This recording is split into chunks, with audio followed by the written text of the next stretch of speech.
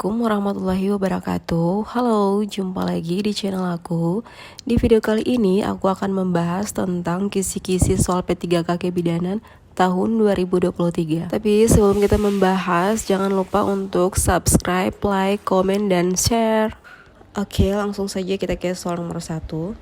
Nyonya L usia 30 tahun, G2P1A0, datang ke bidan praktek pada pukul 07.00 WIB, dilakukan pemeriksaan TTV dalam batas normal, pembukaan 4 cm, penurunan kepala sejajar tepi bawah simfisis, dan DJJ 144 kali per menit.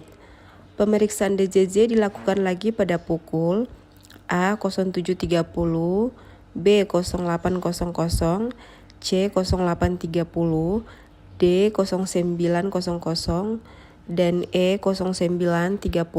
Jadi sebelum kita menjawab soal nomor 1, kita bahas dulu dari pemantauan DJJ maupun pemeriksaan dalam maupun pemantauan suhu itu setiap berapa menit atau berapa jam. Jadi kalau pemantauan DJJ itu dilakukan setiap 30 menit. Kemudian his atau kontraksi, penurunan kepala janin, pembukaan serviks, dan pemeriksaan tekanan darah dilakukan setiap 4 jam, dan pemantauan suhu dilakukan setiap 2 jam.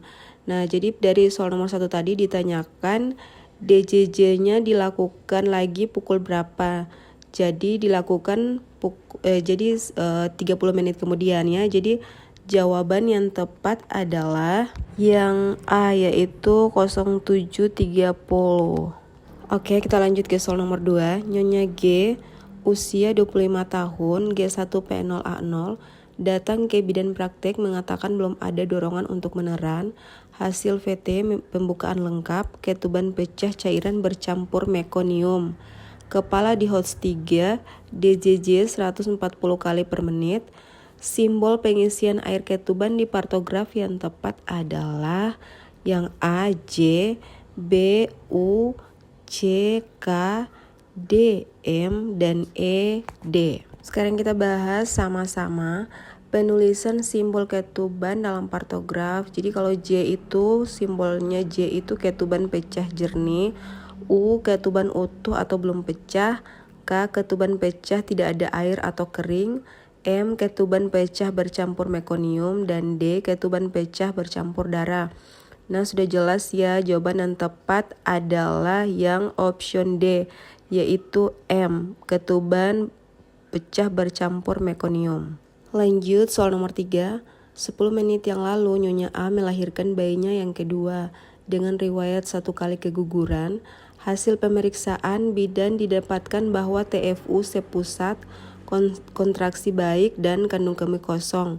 Diagnosis yang tepat sesuai dengan hasil pemeriksaan adalah A. Nyonya A P1A0 persalinan kala 2, B. Nyonya A P2A1 persalinan kala 2, C. Nyonya A P1A0 persalinan kala 3, D. Nyonya A P2A1 persalinan kala 3, dan E. Nyonya A P1A1 persalinan kala 3. Jadi jawaban yang tepatnya adalah yang D, yaitu Nyonya A P2A1 persalinan kala 3, karena Nyonya A sudah melahirkan bayinya yang kedua dan sudah pernah keguguran 1 kali. Jadi jawaban yang tepat adalah yang D. Ya, kita lanjut ke soal nomor 4.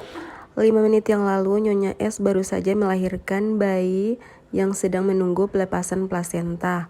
Langkah paling utama yang dilakukan oleh bidan untuk membantu melahirkan plasenta adalah A. Melakukan peregangan tali pusat terkendali, B. Mengecek kelengkapan plasenta, C. Masase fundus uteri, D. Mengecek janin kedua, dan E. Menyuntikkan oksitosin. Oke, sebelum kita menjawab, kita bahas dulu. Jadi tahap persalinan normal itu ditandai dengan kelahiran berturut-turut mulai dari kepala bayi hingga kaki. Jadi langkah selanjutnya yang dilakukan bidan adalah mengecek apakah ada janin kedua atau tidak. Karena bidan harus menunggu janin kedua lahir terlebih dahulu sebelum menyuntikkan oksitosin. Jadi jawaban yang tepat adalah yang D, mengecek janin kedua. Soal nomor 5. Setelah janin dilahirkan, bidan melakukan pengecekan pada perut Nyonya F untuk mengetahui ada tidaknya janin yang kedua. Penata laksanaan yang selanjutnya dilakukan oleh bidan adalah A. Melakukan peregangan tali pusat terkendali, B. Mengecek kelengkapan plasenta, C. Massase fundus uteri, D. Mengecek janin kedua, dan E. Menyuntikkan oksitosin. Jadi ini tuh soalnya hampir sama dengan soal yang sebelumnya. Jadi kalau kita sudah hafal APN berarti ini kita sudah bisa menjawab soalnya ya. Jadi setelah dicek tidak ditemukan janin kedua lagi, maka langkah selanjutnya kita lakukan adalah injeksi oksitosin pada paha ibu. Maka jawaban yang tepat adalah yang E, menyuntikkan oksitosin.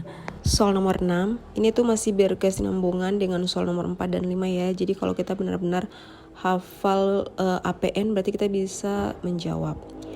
Ya, sekarang soalnya setelah bayi Nyonya F lahir, bidan melakukan manajemen aktif kala 3 sehingga lahir plasenta dengan lengkap.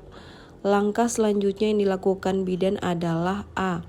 Melakukan peregangan tali pusat terkendali, B. Mengecek kelengkapan plasenta, C. Massase fundus uteri, D. Mengecek janin kedua, dan E. Menyuntikkan oksitosin. Nah, jadi bila kita sudah mengecek tidak ada janin kedua, kemudian kita sudah suntik oksitosin, semua langkah sudah selesai, plasenta juga sudah lahir, maka langkah selanjutnya adalah melakukan massase fundus uteri ibu untuk menghindari terjadinya atonia uteri atau perdarahan.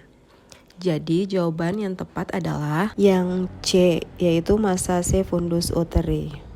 Soal nomor 7, Nyonya B usia 30 tahun, G2P1A0, usia kehamilan 40 minggu, kala 1 di bidan praktek, mengeluh mules, hasil anamnesa sudah keluar lendir darah, hasil pemeriksaan TTV dalam batas normal, DJJ 132 kali per menit, penurunan kepala 2/5, pembukaan 6 cm, porsio tipis lunak, ketuban utuh. Kapan dilakukan pemeriksaan dalam selanjutnya?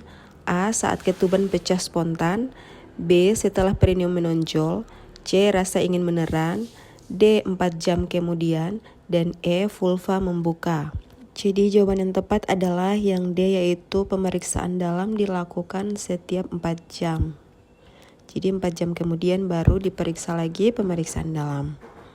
Soal nomor 8, manakah yang bukan merupakan asuhan sayang ibu yang harus dipenuhi pada kala 2?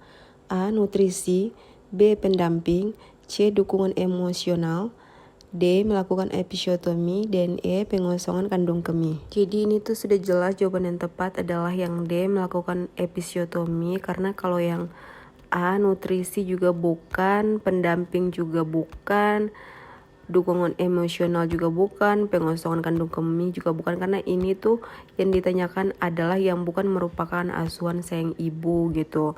Nah, jadi melakukan episiotomi tanpa indikasi yang bermanfaat merupakan tuh salah satu asuhan yang menyakiti ibu atau tidak sayang ibu, karena dampak yang akan ditimbulkan dari prasat amniotomi ini adalah selain dapat meningkatkan resiko pendarahan juga berkontribusi terhadap tingginya infeksi pada ibu masa nifas. Jadi asuhan yang seharusnya diberikan pada ibu kala 2 yaitu nutrisi, dukungan emosional, pendamping keluarga, serta pengosongan kandung kemih secara alami tanpa kateterisasi. Lanjut soal nomor 9, Nyonya O usia 28 tahun, G2P1A0, hamil aterem kala 2 di bidan praktek dipimpin meneran, hasil pemeriksaan TTV dalam batas normal, TFU 34 cm, DJJ 140 kali per menit, kontraksi 4 kali dalam 10 menit selama 45 detik. Saat ini kepala janin telah selesai putaran paksi luar. Langkah selanjutnya, apakah yang paling tepat pada kasus tersebut? A. Lahirkan badan dan tungkai, B. Lanjutkan meneran saat kontraksi, C. Memegang kepala secara biparietal, D. Periksa apakah terdapat lilitan tali pusat, dan E. Gerakan kepala dengan lembut ke arah bawah. Nah, jadi setelah kepala melakukan putaran paksi luar, pegang secara biparietal. Anjurkan ibu meneran saat kontraksi. Dengan lembut gerakan kepala ke arah bawah dan distal hingga bahu depan muncul di bawah arkus pubis. Gerakan arah atas dan distal untuk melahirkan bahu belakang. Selanjutnya membantu lahirnya badan dan tungkai dan diikuti langkah sesuai asuhan persalinan normal. Jadi jawaban yang tepat adalah yang C, yaitu memegang kepala secara biparietal.